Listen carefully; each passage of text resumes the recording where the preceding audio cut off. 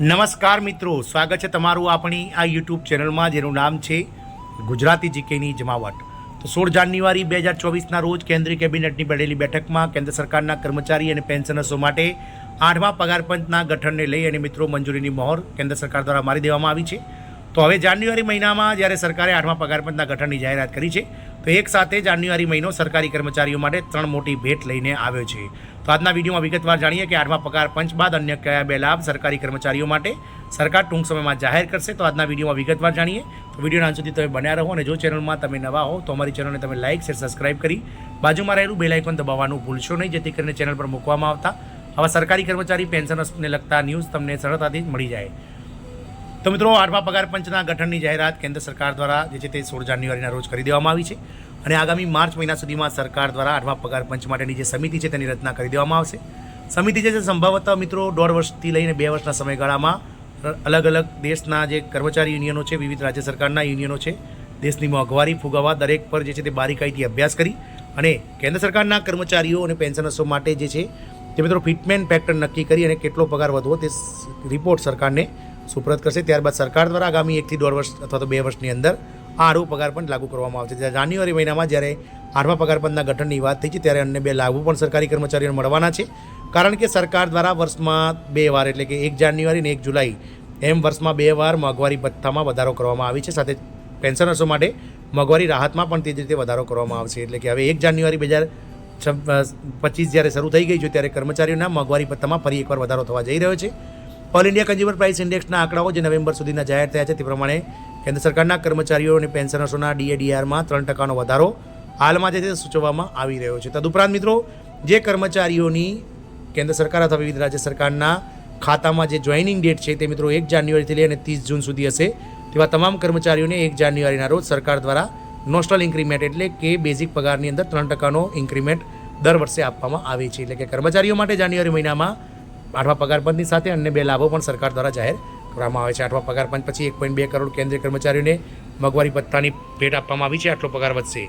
તો કેન્દ્રીય કર્મચારીઓ છેલ્લા ઘણા દિવસથી જાન્યુઆરી 2025થી ડીએ વધવાની આતુરતાથી રાહ જોઈ રહ્યા હતા। આ મહિને કેન્દ્ર સરકારે 8મા પગાર પંચની રચનાને પણ મંજૂરી આપી દીધી છે। પછી હવે જાન્યુઆરી 2025થી વધતા ડીએને લઈને એક મોટું અપડેટ આવ્યું છે। કેન્દ્રીય કર્મચારીઓને નવા વર્ષની શરૂઆતમાં જ આ બેવડી ભેટ મળી છે। ડીએમાં વધારાની અસર કરતા કર્મચારીઓના પગારમાં પણ પડશે, જેના કારણે તેમના પગારમાં બમ્પર વધારો થશે। સરકારી કર્મચારીઓ માટે વધુ એક સારા સમાચાર છે, નવા પગાર પંચની રચનાનો રસ્તો સાફ થઈ ગયો છે। ત્યારબાદ કર્મચારીઓના મોંઘવારી ભથ્થામાં પણ ટૂંક સમયમાં વધારો કરવામાં આવશે। મોંઘવારીની વધતી અસરને ધ્યાનમાં રાખીને કર્મચારીઓના પગારમાં વધારો થવાની સંભાવના છે। ડીએ એલાઉન્સ એટલે કે DNS એલાઉન્સ જે છે તે ડીએની મોંઘવારી અંગે કેન્દ્ર સરકારના કર્મચારીઓમાં ઉત્સાહ છે। પગારમાં આ વધારા બાદ કેન્દ્રીય કર્મચારીઓને મોંઘવારીમાંથી પણ ઘણી રાહત મળશે, જેમનું જીવન ધોરણ ઊંચું આવશે। AICPIના ઇન્ડેક્સ કેટલો બદલાયો છે? નવેમ્બર 2024 સુધીના AICPIના ઇન્ડેક્સમાં કોઈ મોટો ફેરફાર નથી।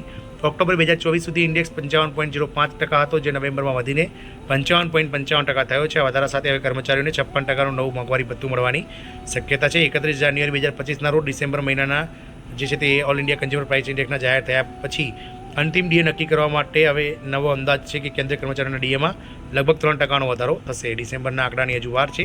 તો નવેમ્બર 2024 દરમિયાન સમગ્ર દેશમાં all India consumer price index સ્થિર રહ્યો હતો, એટલે કે AICPI ઇન્ડેક્સ 144.5 પર રહ્યો હતો અને ઓક્ટોબરની સરખામણીમાં તેમાં કોઈ નોંધપાત્ર ફેરફાર ન થયો હતો, જે કે તે મુજબ એવું માનવામાં આવે છે કે મોંઘવારી ભથ્થામાં થોડો વધારો થશે। હવે આંકડો 0.49% વધ્યો છે। ઓક્ટોબરમાં તે 55.5% હતો, જ્યારે નવેમ્બરમાં 55.54% પર પહોંચ્યું છે। આનાથી સરકારી કર્મચારીઓ અને પેન્શનર્સોને ફાયદો થશે। હવે ડિસેમ્બરના ડેટાની રાહ જોવાઈ રહી છે, જે લગભગ 31 જાન્યુઆરી પછી જાહેર થશે, જેના પર અંતિમ નિર્ણય લેવામાં આવશે। ડીએમાં આટલા વધારાની પુષ્ટિ મોંઘવારી ભથ્થાની ગણતરી વર્ષમાં 2 વાર કરવામાં આવે છે અને તે 6 મહિનામાં AICPI ઇન્ડેક્સના આંકડા જે છે તેના પર આધારે નક્કી કરવામાં આવશે। હાલમાં મોંઘવારી ભથ્થાનો આંકડો નવેમ્બર 2024 સુધી 55.54% સુધી છે।